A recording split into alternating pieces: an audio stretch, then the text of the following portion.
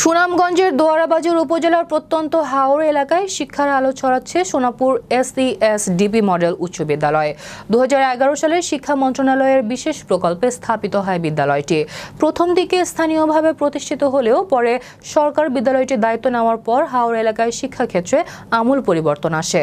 2017 সালে উপজেলার প্রথম ব্রিটিশ কাউন্সিল স্কুল অ্যাওয়ার্ডে ভূষিত হয় সোনাপুর SESDP মডেল উচ্চ বিদ্যালয়। 2018 সালে এই বিদ্যালয়ে একটি ডিবেটিং ক্লাব এবং ইংরেজি ল্যাঙ্গুয়েজ ক্লাব প্রতিষ্ঠিত হয়। 2024 সালে জাতীয় শিক্ষা সপ্তাহে সুনামগঞ্জ জেলার শ্রেষ্ঠ শিক্ষক নির্বাচিত হন এই প্রতিষ্ঠানের ইংরেজি শিক্ষক এমদাদুল হক মিলন।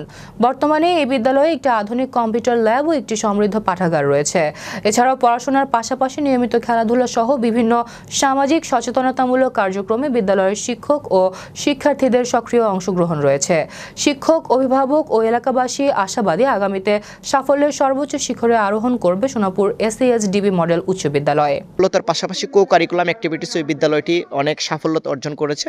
যেমন ইতিমধ্যে 2017 সালে ব্রিটিশ কাউন্সিল কর্তৃক ইন্টারন্যাশনাল স্কুল অ্যাওয়ার্ডে ভূষিত হয়েছিলেন এবং আমি এটার কোঅর্ডিনেটর হিসেবে কাজ করেছিলাম। আমাদের সাধ্যমতো চেষ্টা করে যাচ্ছি প্রতিষ্ঠানের সার্বিক উন্নয়নের জন্য। আমাদের প্রতিষ্ঠান প্রধান মহোদয় আমাদেরকে এবং এলাকার ব্যক্তিবর্গ আমাদেরকে সার্বিক সহযোগিতা করতেছেন।